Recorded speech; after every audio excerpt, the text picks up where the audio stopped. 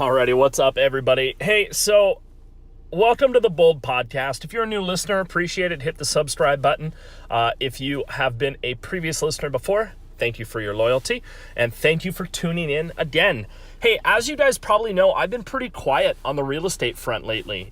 Mainly, it's because I've been watching from afar the state of our industry and plotting the best course to help people navigate it. You know, it's really interesting when you take a 5,000-foot view on an industry, listen to all the noise and the confusion, and wonder how we manage to dig ourselves into this hole. So on today's podcast, that's what we're really going to talk about is how the hell did we get here? And what do we need to do to get out of it? Welcome to the Bold Real Estate Podcast, where it's all about taking your real estate to a bold new level so you can dominate your market. Find us online at www.boldpodcast.com or subscribe to us on iTunes. And now, your host, the boldest guy in the real estate industry, Brett Baker. Basically, we've gotten lazy. All of us. We rely too much on technology and wonder why our relationship business has failed. We stop making connections and we try to outsource them. We stopped focusing on our customer and we started focusing solely on the money. We blamed others for seeing gaps in our business, taking advantage of the situation and building trust with our clients while we were off focusing elsewhere. Guys, this is a really deep hole that we've dug ourselves in. We sat back and we listened to the experts talk about the ideal real estate team. We listened to the companies tell us that we needed more leads, and more leads. We bought all of the technology, and the problem is none of it integrates, and none of it plays well with each other. Because everyone had the solution to our problems, yet said since we had taken such like a balls to the wall approach, we forgot what our actual problem was, and we just started buying anybody who was like, I got a solution to that. The problem is none of that crap integrates. So we have a whole lot of systems that don't work well together. There are too many experts in our industry. There are too many people telling us that, you know, what we need to do to build our business. Most of them have never actually built a business themselves. They just grabbed a cell phone and made some videos. The best part is most of them have actually never sold any real estate. They have absolutely no proof that they've actually done anything real estate wise. And they just start talking and we all listen to it for some reason. We take too many people too literally and have been taught to rip off and duplicate too many people, thus pulling us in too many different directions and creating too many different distractions when indeed the people that we're ripping off and duplicating, like they may have had like a good idea, but the problem is there's no way to implement that with any one of the systems that we've already been using. So the problem is now we have these really good ideas that we're trying to go out and implement, but the problem is they don't work with anything that we're already doing, and so we just scrap them after spending a ton of time on them. We let the media do the talking for us and influence the market instead of us being the trusted source of the information. We've stopped tracking our numbers like a business, and we've just been winging it during a good market. But the market, thanks to the influence of the media and like the Chicken Little agents, has slowly started to slow. It's not crashing, but it's slowed down a bit, thus compounding the belief in both the public eye and most real estate agents that the big crash is imminent. Folks, this is going to be a defining year for most agents. Some are going to make it, but some are definitely going to fail. I don't want you to fail, but you really need to take a look at your business, because if you don't, you are going to become a statistic. So here are the five ways that you can survive 2019 and into the future. So number one, and I cannot stress this one enough, leave almost all of your Facebook groups that you're in that are real estate related. Not kidding here. There are 2,190. Yeah, I had to look that stat up. 2,190 real estate Facebook groups right now. Most of them are filled with really bad information about what the market is doing, where it's going, and how to survive in real estate. Most of the people in there are keyboard warriors that have absolutely no real estate experience. So it's literally the blind leading the blind. And it's actually really hilarious when you're taking that 5,000 foot view and you're watching this happen. And it's like, you've got to be kidding me. People believe this? So leave the groups. Leaving these groups is going to actually help you keep focused on what you need to do to keep your business moving along and spend less time being distracted by shiny objects. That's basically it, right? Number 2, I want you to track your numbers to an unhealthy level. You should know exactly where your last year's transactions came from. You should know your client acquisition costs, and you should be able to actually create a profit and loss sheet. If you can't do that, dude, Google is your friend. Learn how to create a profit and loss sheet so you can see where your business actually stands. You are a business. You got to start acting like one.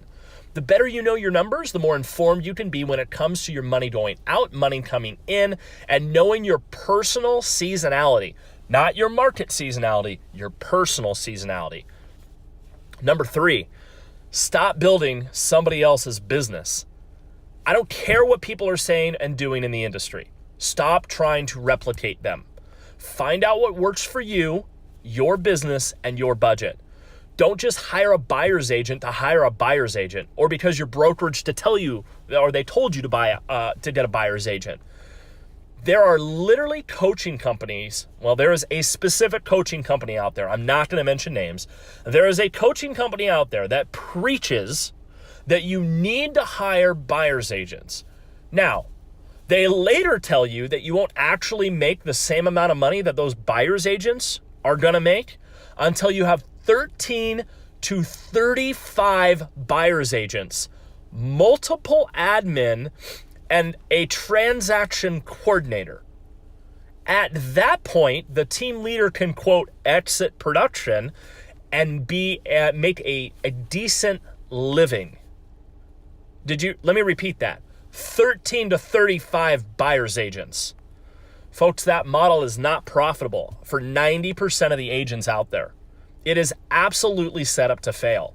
Stop building other people's businesses. Find out how many deals you want to do a year. Find out what your profit you want to make. What is a healthy, happy income? Make that money. Find out what you need to do that. And then have a freaking life.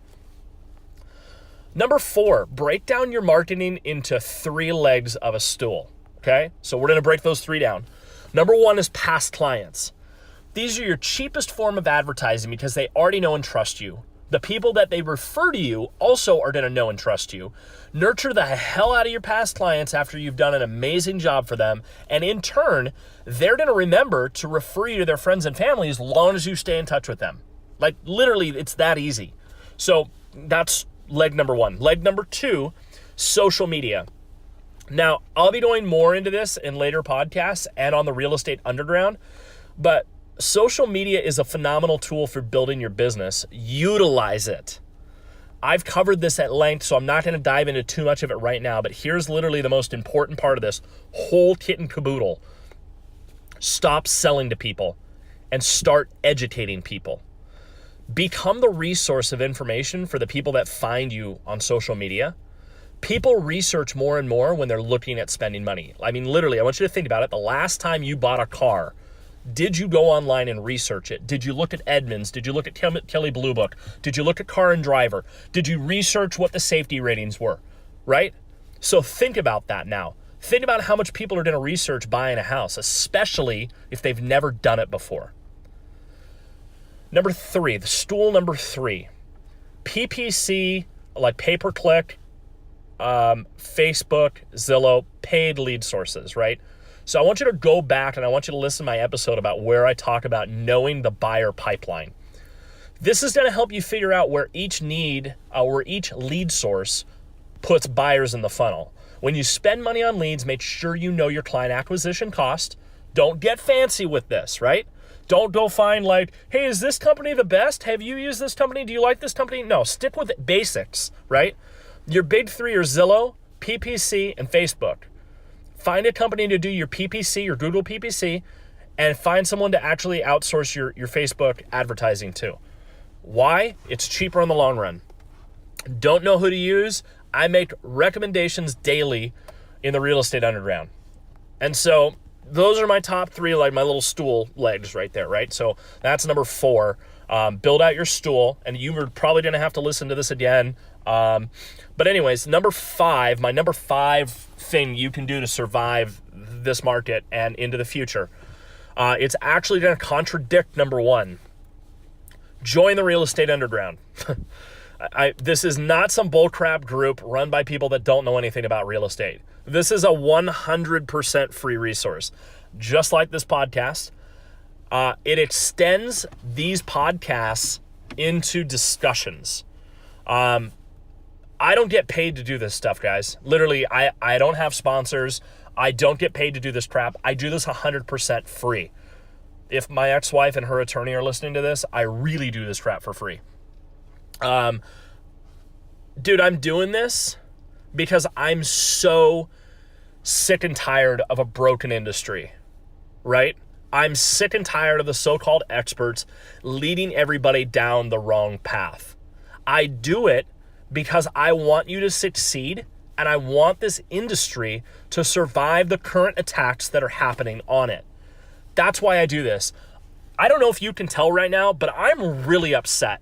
Like, I'm really upset about where we are right now and the people that are influencing real estate agents and selling real estate agents crap they don't need. I'm upset. I am frustrated, and I'm taking it out into this podcast, so I apologize if you think I'm yelling. Dude, this was short, sweet, and to the point, right? Join the Real Estate Underground. Come join the conversation. But just know, like, I'm frustrated at where this industry is going right now. And I think you guys have an incredible opportunity if you jump out and you seize it. But you've just got to stop making this so freaking complicated. Go back to your basics. Re-listen to this podcast. Go back and re-listen to Jason Samard's podcast with me. Like, no joke, guys. This is super simple, super simple. You can make it really simple, or you can make it super complicated. But my suggestion, dude, find out what you need to make a healthy, happy living. Find out the numbers that you need to support that. Make a healthy, happy living. Help a whole lot of people. Have a whole lot of fun doing it. And have a great career in this. So until the next episode, I'm going to be a little frustrated. So I'm going to sit in my little corner for a little bit and kind of stew. But hey, for the rest of you guys, thank you for listening to this. You know, peace and love to all of you. And have a great afternoon, evening, day, whatever time you're listening to this. Stay tuned for another podcast.